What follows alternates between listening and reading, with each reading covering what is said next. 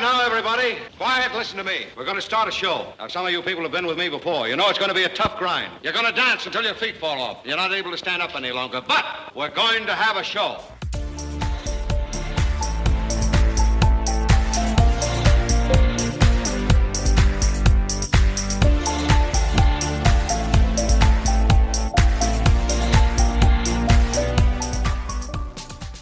Welcome to the Pink Door Podcast. Imagine paying nearly $1 million for a century-old one-bedroom house. Oh, wow. Yeah, a house that is so small, you could probably vacuum the entire thing from a single electrical outlet. That is quite the visual. Right. But that is the reality of what we are looking at today. Because for this deep dive, we are zeroing in on an utterly fascinating and, honestly, fiercely competitive slice of the world. We really are. We are looking at the June 2026 real estate market for Duxbury, Massachusetts. And we are talking specifically about zip code 02332. Yeah, and it is quite the snapshot to examine. Because if you were trying to buy a house in Duxbury right now, you are walking into an absolute buzzsaw. The buzzsaw. I love that description. It's true, though. The market dynamics we are seeing, they're just operating in total overdrive. They really are. And I have a pretty substantial stack of data in front of me to help us figure out exactly why that is. Lots of numbers to get through today. Tons of numbers. We're going to sift through comprehensive market trend reports, active listing surveys, and highly detailed sold property records. Which is the best way to see the real picture. Exactly. And just so we are all on the same page, for the folks listening, this data is pulled directly from MLS PIN. Right, the primary database. Yeah, which is basically the central database real estate agents use to track properties along with local public records. Because we want to figure out what is actually happening on the ground in Duxbury. Well, to set the stakes for you right out of the gate, I can offer a top-level summary of where things stand. Hit me with it. So Duxbury, as of June 2026, is in the grip of just an unprecedented seller's market. Unprecedented is a big word. It is, but it fits. The median days a property sits on the market just plummeted by 50%. 50%. In 1 month. Yes. It is down to a mere 5 days. 5 days? That is insane. It really is. And the homes themselves, they are regularly, almost predictably, selling well over their asking price. 5 days? It takes longer to get a package delivered sometimes. Oh, absolutely. But before we get into the wild price tag, we really need to understand the mechanics of this housing squeeze. Right, the underlying causes. Yeah, because saying a home sells in 5 days is one thing, but understanding the actual velocity of the market is another. And from what I can see in these reports, that speed is being driven by a severe lack of inventory. That is exactly it. The data perfectly illustrates the severity of that squeeze. The metric we want to look at here is called months of inventory. Okay, months of inventory. Right. And for June 2026, that number sits at 2.06 months. 2.06 months. Yeah, which represents a 7% drop just from last month. Wow. But when you zoom out, and look at the 12-month change, we are looking at a nearly 40% drop in available inventory over the last year. Wait, 40%? Yeah, 39.4% drop to be exact. It is a staggering reduction in options for buyers. I have to pause you right there because I think a lot of people hear 2 months of inventory and they think, well, that sounds perfectly fine. Sure, sounds like a decent amount. Exactly. If I hear a grocery store has 2 months of cereal in the back room, I'm thinking, great, the shelves are fully stocked, Right. So why is a 2-month supply considered a panic state in real estate? That is a really great question, and it basically comes down to flow rate and market balance. Okay. In the real estate industry, a balanced market, and by that I mean a scenario where neither the buyer nor the seller has a distinct upper hand, and prices remain relatively stable, that typically requires about 4 to 6 months of inventory. Oh, wow. I didn't realize the baseline was that high. Yeah, it is. So Fine. that means if no new homes ever came on the market again, it would take up to half a year to sell everything currently available. Okay, so it's a measure of absorption. Exactly. It's how fast the market eats up the available homes. So when you drop down to 2.06 months, the flow rate is just broken. Well, buyers are essentially standing at the end of a conveyor belt, right? Just waiting for the next box to drop. Just staring at the belt. Yeah. And it leads to the immediate absorption of virtually any new property that hits the market. Because the options are so limited, buyers know they can't afford to hesitate. Right. There's no time to ponder. None at all. There is no luxury of saying, let's sleep on it and maybe schedule a second viewing on Tuesday. Because if you sleep on it, someone else is already doing their home inspection. Precisely. They've already signed the papers. It's funny, the analogy I was thinking of earlier when looking at this was like trying to buy tickets to a highly anticipated concert online. You know that feeling, right? Oh, the stress of the digital waiting room. Yes. You have 3 browsers open, your credit card is resting on your keyboard, you're just mashing refresh. Just sweating a little bit. Right. And the second the virtual doors open, all the good seats are just gone. Poof. That is exactly what it feels like. But it's actually worse than that in Duxbury. It's like a concert where the venue size keeps shrinking by 40% a year, but the line outside just keeps growing. That is a very accurate and honestly kind of terrifying way to visualize it. It's intense. And because buyers know there are virtually 0 options to fall back on, their behavior changes entirely. What do you mean? I mean, they stop negotiating. Which brings us to the natural consequence of this bottleneck, which is the death of the traditional bargain. We see that so vividly in the pricing data. We really do. Let's look at the sold-to-list price ratio. Okay, I have that right here. Right, so this metric tracks what a home actually sold for compared to what it was originally listed at. For June, this sits at 102.1%. Wow. Over 100%. Exactly. Buyers aren't just paying the asking price, they are baking a premium into their very first offer. I want to focus on the actual dollar amounts here because the escalation is, well, it's intense. It really is. Let's hear the numbers. So the median sold price for a single-family home or condo in Duxbury just hit just over $1.2 million. Yep. Specifically, $1,216,500. That is a 10% jump in a single month. Which is a huge leap for a 30-day period. Right. And if you look at the public records data we have, which includes all qualifying transactions across the board, it shows an even higher median sold price of over $1.25 million. Which represents an over 30% month-over-month increase when you're looking exclusively at those public records. 30% in a month. Yeah, the delta between May and June is profound. The market isn't just hot, it is actively accelerating. Okay, let's bring this down to earth for a second. I want to look at a specific case study that highlights how this psychological warfare plays out in real time. Yeah. I was digging through this old property records, and I found 245 North Street. Oh, okay. Yeah, it is a stately Garrison Colonial in the South Duxbury Buckboard neighborhood. Oh, that is a very established, highly sought-after area. It sounds idyllic, honestly. Yeah. The broker remarks paint this beautiful picture. It has mature plantings, a large break kitchen that's sun-kissed with skylights. Everyone loves a skylight. Right. Vaulted ceilings, granite countertops, beautiful hardwood floors. It even has a sitting room that leads out to a screened porch on the back of the property. Sounds perfect. Built in 1992, 4 bedrooms, 3.5 baths, sitting on just under an acre. So we have a highly desirable property in a highly desirable neighborhood. What did the timeline look like for this one? Okay, so this is the part that completely blew my mind. He was listed on April 30th for $950,000. Under $1 million. Okay. But the broker remarks included a very specific instruction. It said, offers due 4:00 p.m. Monday, May 11th. Ah, the classic deadline. Yeah, they gave it roughly 11 days of exposure. It went off market on May 13th, and it closed in late June for $1.1 million. Wow. That is $150,000 over the asking price. It is a textbook example of the current climate. And really, it perfectly illustrates the strategy agents are using right now. Strategy? You mean underpricing it? Exactly. Yeah. That $950,000 list price was likely a strategic teaser rate. A teaser rate? Yeah.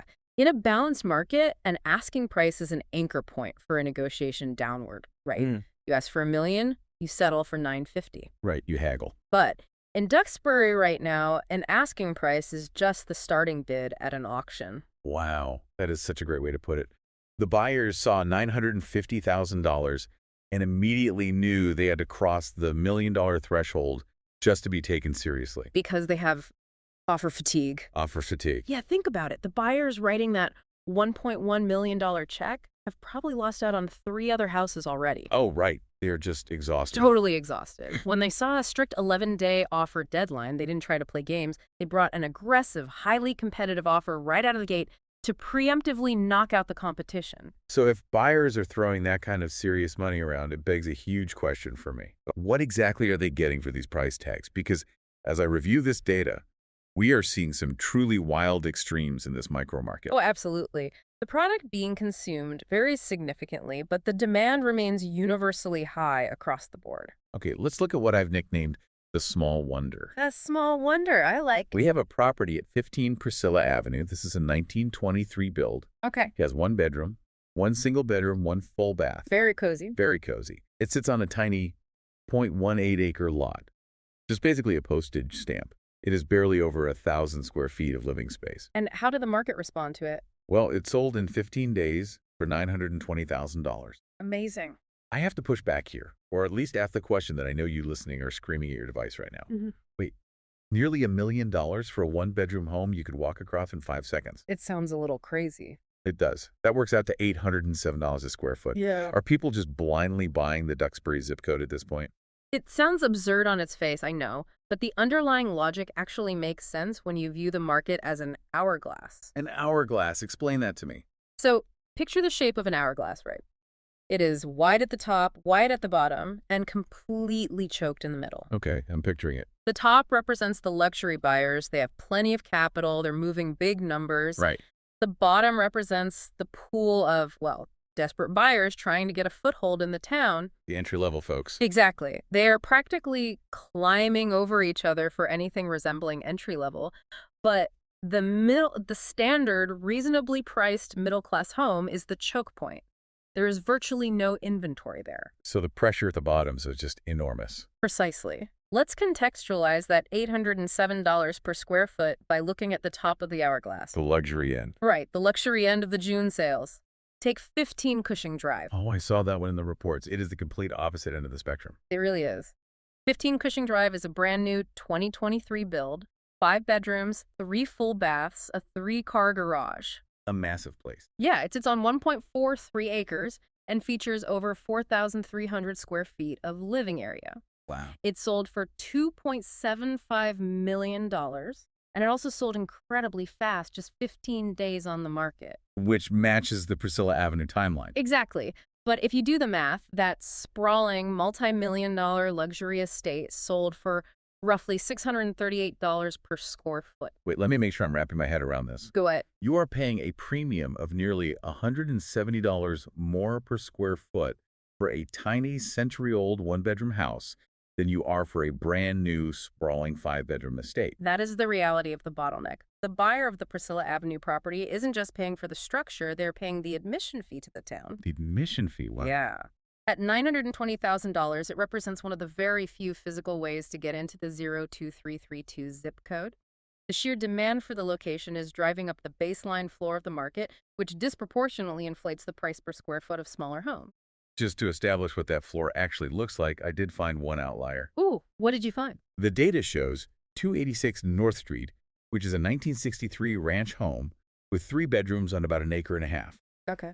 That property sold for $699,000. Interesting. Yeah, interestingly, that was actually a price drop from its original $729,000 list price, and it sat on the market for 32 days. But it is one of the very, very few properties we see here closing under $800,000. Which really confirms that the cost of entry is fundamentally warped right now. The baseline floor is pushing so high that a sub-$700 K house is treated as a total anomaly. Okay, so the sold prices make for quite a story. Buyers are scrambling, dropping sledgehammer offers over asking, and buying tiny houses for huge sums. Yep, that's the current reality. But as I look deeper into this MLS PIN data, I'm noticing a really strange disconnect happening with the active listings. Ah, you are looking at the gap between what is selling and what is sitting. Yes, and the delta is huge. It is. The median list price for active listings, meaning the homes currently sitting on the market waiting for a buyer today, shot up to $1.75 million. Right. That is a 25% jump just from last month for active listings. But we just established earlier that the median sold price is hovering right around $1.2 million. It's a $500,000 gap between the active median and the sold median. Right. So what is the mechanism here? Like, are aspirational sellers looking out their windows, seeing their neighbors get these insane bidding wars, and suddenly getting greedy? That's what people usually think. Yeah? Are they just slapping a $1.7 million price tag on their house and crossing their fingers hoping a lottery winner walks by? You know, that is a very natural assumption to make. It feels like collective greed. But if we parse the data logically, a completely different mechanical reality emerges. Oh, really? Yeah, it is a phenomenon known as survivorship bias. Survivorship bias in real estate. How does that work? Well, think back to our median days on market. 5 days. 5 days. The homes that are priced more affordably for this market That $1 million to $1.2 million range, like our case study on North Street, those are the properties that sell out immediately. Right. They are gone in a blink. Exactly. They are constantly and rapidly being flushed out of the active inventory pool. They hit the market on Thursday, and by Tuesday, they are moved to pending. Ah, I see. They don't stick around long enough in the system to drag the active median list price down. Precisely.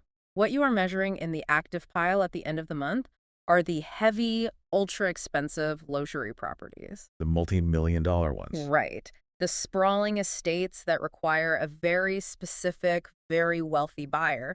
Because those higher-priced homes naturally take slightly longer to sell, they accumulate in the active data. So they skew the math. Exactly. They act like an anchor, dragging that median active list price all the way up to $1.75 million.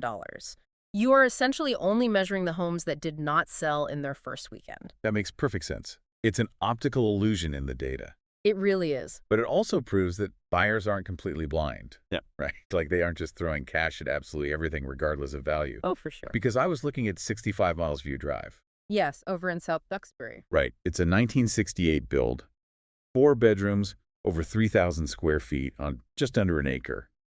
It just sold for $1.91 million. Very high price. But if you look at the days on market, Hmm. it sat for 296 days, almost 10 months. And that is the crucial reality check for this market.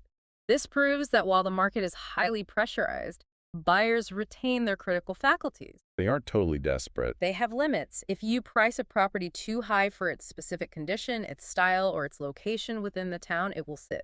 Wow. Even in a market with barely 2 months of inventory, a nearly $2 million home that misses the mark on buyer expectations will languish. So a rising tide lifts all boats, but if you price your 1968 cruiser like a brand new luxury yacht, buyers will just leave it sitting on the dock. That's a great way to put it. Buyers know what the comparables are. They do their homework.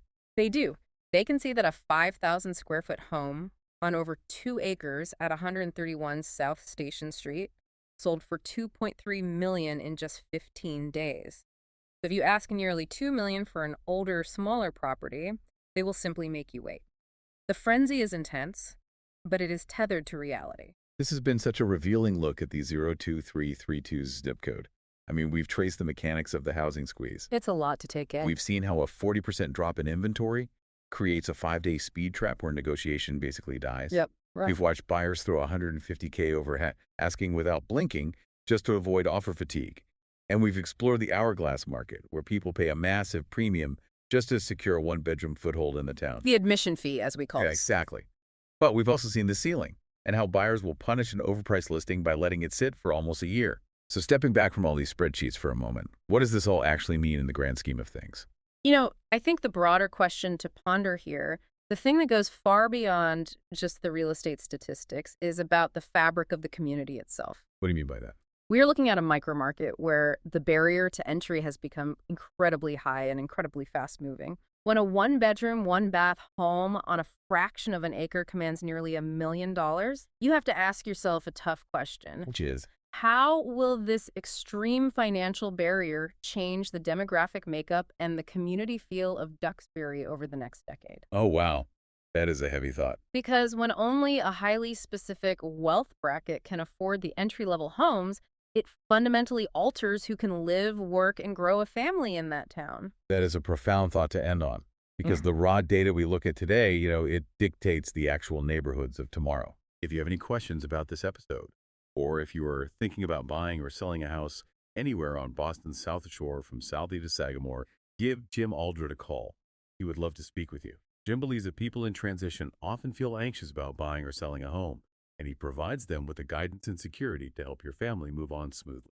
Thanks for listening, and catch you on the next episode of the Pink Door Podcast.